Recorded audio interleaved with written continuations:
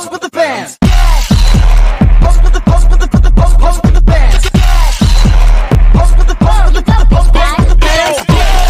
Pose with the fans.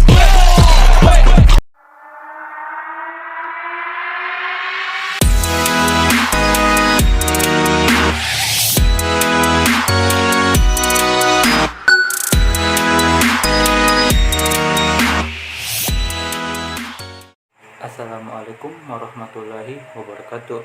Perkenalkan, nama saya Numan.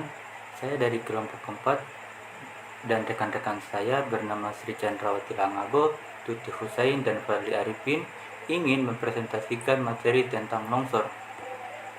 Nah, jadi berbicara tentang longsor, apa itu longsor? Jadi, longsor adalah suatu peristiwa geologi yang terjadi karena pergerakan massa batuan atau tanah dengan berbagai tipe dan jenisnya, seperti jatuhnya bebatuan atau gumpalan besar tanah.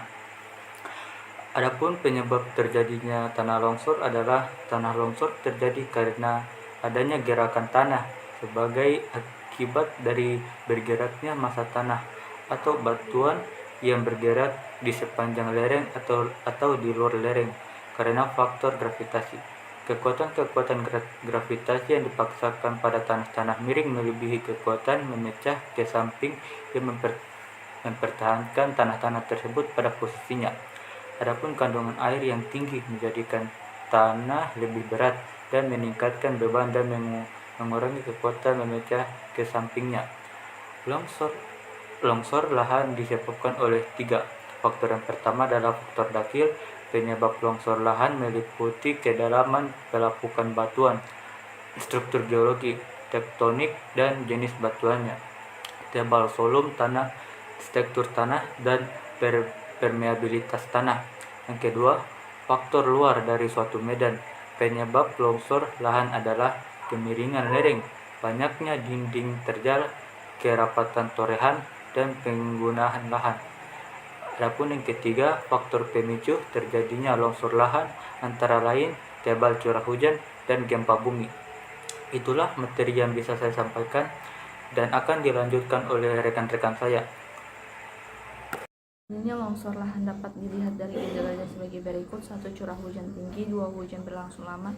3. Munculnya rentangan-rentangan pada tanah di lereng atas seperti pada tiang listrik, pohon meja miring. 4. Lereng-lereng pegunungan yang telah lapuk. 5. Bahan lapuk tersebut termasuk tanah berwarna merah atau aksisol. 6. Ada perubahan bobot massa baik oleh pergantian musim atau karena lahan miring tersebut dijadikan persawahan. 7. Ada perbedaan kelunakan permukaan lahan dan dasar lahan. 8. Adanya gravitas bumi yang tergantung pada dasarnya lereng adalah kritis jika lereng lebih dari 100%.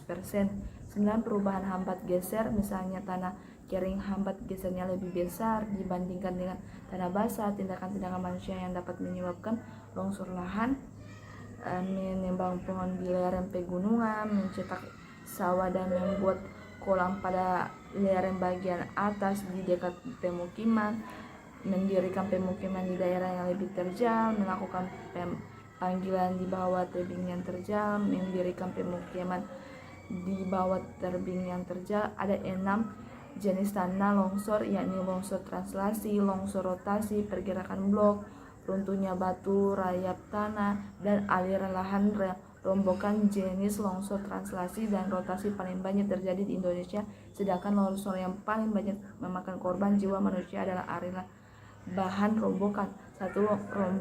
Longsoran translasi adalah pergerakan massa tanah dan batuan pada bidang gelincirnya terbentuk rata atau penggelombongan landai. 2. Longsor rotasi adalah pergerakan massa tanah dan batuan pada bidang gelincir bentuk cekuk. 3. Pergerakan blok adalah perpindahan batuan yang bergerak pada bidang gelincir terbentuk rata. Longsor disebut juga longsor transblok batu. Sekian dari saya, terima kasih. Assalamualaikum warahmatullahi wabarakatuh.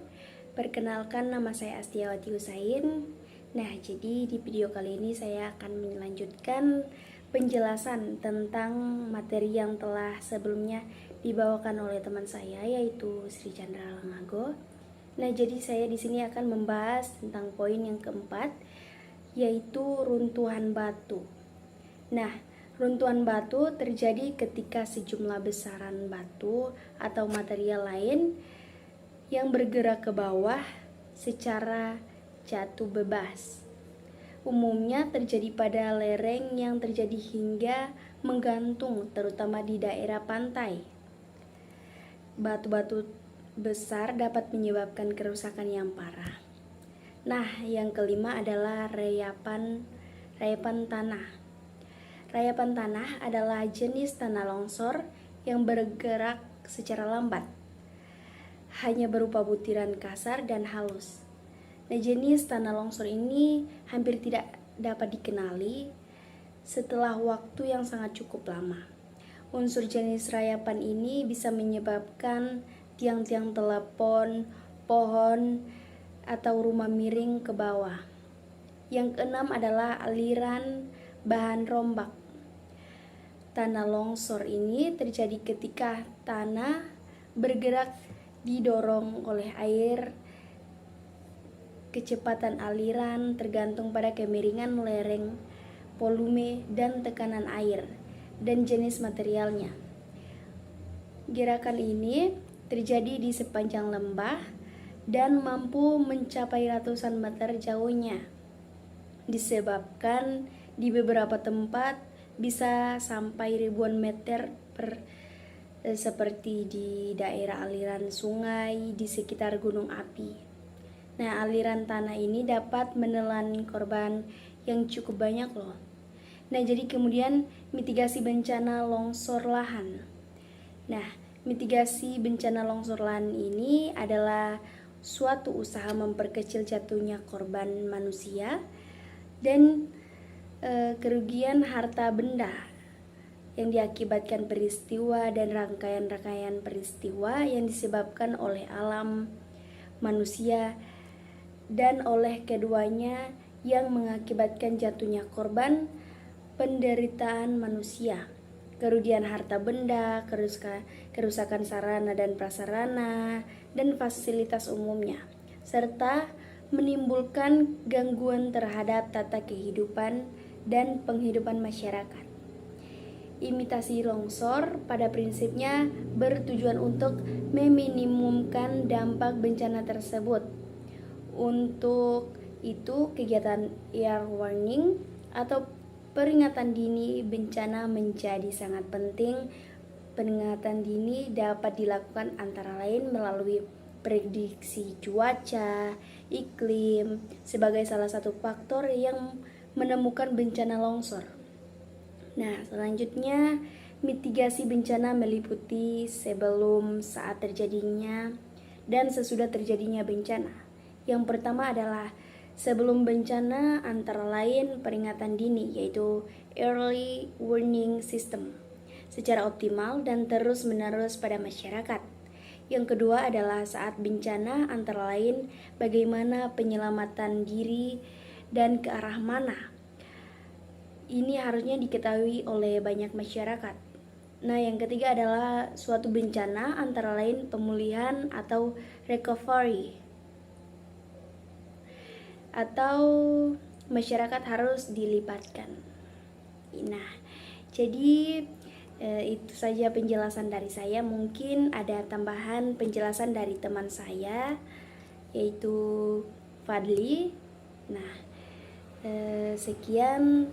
Wassalamualaikum warahmatullahi wabarakatuh. Assalamualaikum warahmatullahi wabarakatuh. Perkenalkan, nama saya Fadli Arifin.